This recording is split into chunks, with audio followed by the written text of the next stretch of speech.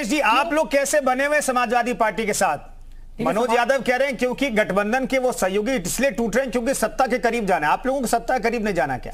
देखिए, सत्ता के करीब वो लोग जाते हैं जिन्हें समझ में नहीं आता है कि आखिर लोकतांत्रिक तरीके से चुनाव होने चाहिए, लोकतांत्रिक तरीके से सरकारें चलनी चाहिए और लोकतंत्र का जिंदा रहना सबसे ज्यादा जरूरी है। अभी हमारे एक सहयोगी जो हैं बीजेपी के, हमारे वरिष्ठ हैं, हमसे ज्यादा राजनीति जानते होंगे, लेकिन उन्होंने एक आंकड़े में तो जिक्र कर दिया कि लोकतंत्र की वहां पर किसी ने क्या बोल दिया।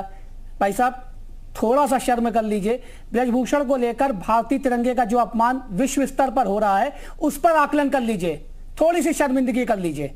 अगर नहीं आ रही है तो एक बार पूरे आंकड़े पढ़ लीजिएगा। जिस तरीके से ब्रजभूषण को लेकर विश्व में यह कहा जा रहा है कि भारतीय ओलंपिक संघ को खत्म कर दिया जाएगा, भारत के तिरंगे पे अब भारत के पहलवान उस तिरंगे को लेकर नहीं लड़ेंगे, उस पर जिक्र कर लीजिए, उस पर बोल लीजिए। शर्म नहीं आएगी आपको? थोड़ा सा मुश्किल है आपके लिए, क्योंकि आपको बोलने बीजेपी का स्टैंड और क्लियर तो ये है कि भाई जब जांच हो रही है, दिल्ली पुलिस जांच करती है और अगर उसमें कुछ पाया जाता है तो ब्रजभूषण जी की गिरफ्तारी भी हो जाएगी। इसमें आप लोगों को कोई आपत्ति है क्या? आज की मीडिया रिपोर्ट के आधार पर 4 गवाह मिल गए, कब गिरफ्तारी हो गई? पस्को जो नाबालिग के साथ बलात्कार का केस होता है उसमें गिरफ्तारी होती है, कब हो गई गिरफ्तारी? ब्रजभूषण के ऊपर इससे पहले कितने केस है, कब गिरफ्तारी हो गई? अजय टहनी जी के, चले ये अलग से बातचीत डिबेट कर लेंगे। दरअसल चुनाव के नजर से सर्वेश जी, हम दरअसल इस मसले पे बातचीत नहीं कर रहे। सेकंड जवाब दे रहे हैं। जो हमारे दूसरे एक दल के सहयोगी कह रहे थे कि आज जाटों की पार्टी है या उसकी पार्टी है, मैं पंडित हूं, ये राष्ट्रीय लोकदल सबकी पार्टी है और ये जाटों के साथ गठबंधन नहीं है। ये हर एक उस व्यक्ति के साथ गठबंधन है जो सरकार की उस लाठी का शिकार हुआ है, जो शिकार किसान हुआ है, जो शिकार मजदूर हुआ है, जो शिकार आम आदमी हुआ है। हम उस हर व्यक्ति की पार्टी हैं। ठीक है, कौन कहता है कि हम जाटों की केवल पार्टी? ठीक है, रुद्र प्रताप दुबे साहब, हमें बताइए, आपने चूंकि आप शुरुआत में ही सवाल के जवाब में कह दिया, दो तरह से हमें देखना चाहिए, राष्ट्रीय स्तर पर राजनीति और प्रदेश के स्तर पर राजनीति। राष्ट्रीय राजनीति के लिए तो अखिलेश यादव मेहनत करते हुए दिखाई देते हैं। 12 तारीख को वो विपक्ष को एकजुट दिखाने के लिए भी मौजूदगी उनकी हम देखेंगे, लेकिन प्रदेश में जो ये विपक्ष एकजुट है उसका कोई फायदा समाजवादी पार्टी या विपक्ष के किसी राजनीतिक दल को होता हुआ आपको दिखाई देता है क्या?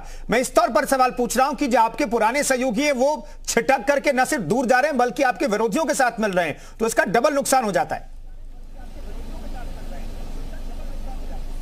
कुंदन जी, स्वामी प्रसाद मौर्य जब समाजवादी पार्टी को ज्वाइन कर रहे थे तो उनके साथ 2 और मंत्री बैठे थे जो तत्कालीन या कह सकते हैं पूर्व की भाजपा की सरकार में मंत्री थे। एक तो थे दारा सिंह चौहान जी, दूसरे थे धर्म सिंह सैनी जी।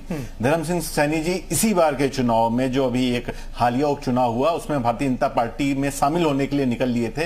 हालांकि मुख्यमंत्री जी की नाराजगी के बाद वो थोड़ा रुक गए थे, लेकिन वो बीजेपी में शामिल होने की कोशिशें कर रहे हैं। दारा सिंह चौहान ने लगातार समाजवादी पार्टी से दूरी बना रखी है और बीजेपी के बड़े नेताओं से उनकी बातचीत चल रही है। तो वो सारे लोग जो बड़े नाम वाले थे, जो सपा की तरफ गए थे, वो इतने वक्त वापसी की राह क्यों देख रहे हैं? यही प्रश्न होना चाहिए। आखिर ऐसा क्या हुआ? अभी तो चुनाव आया है, ऐसा तो है नहीं कि लोकसभा में आपको सत्ता दिखती जाती दिखने लगी है। तो वो सारे लोग, वो सुभाषपा जो सबसे आक्रामक हमले कर रही थी, वो सुभाषपा जो अभी 2 दिन पहले ब्रजभूषण शरण सिंह की गिरफ्तारी की बात कर रही थी, लव जिहाद पे बातें कर रही थी, अगर वो भारतीय जनता पार्टी के बारे में अच्छी राय रखने लगी है तो ऐसा क्यों हो रहा है?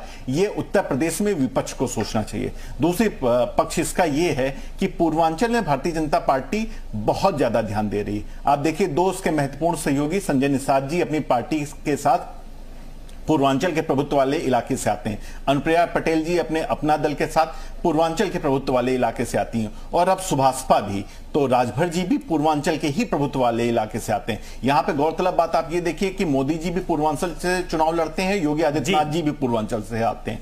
तो भारतीय जनता पार्टी अपने विभक्त भागों को इतना सशक्त करने में लगी है और तैयारियों को इतना पूर्व नियोजित तरीके से मजबूत करते जा रही है कि उससे आप ये समझ लीजिए कि सिर्फ एक भाग में वो इतने ज्यादा लोगों को जोड़ने की और चुनाव पूर्व तैयारियों को करने की सशक्त कोशिश कर रही है। कुंदन जी, ठीक है, मनोज यादव जी कुछ कहना चाह रहे हैं, जल्दी से मनोज जी।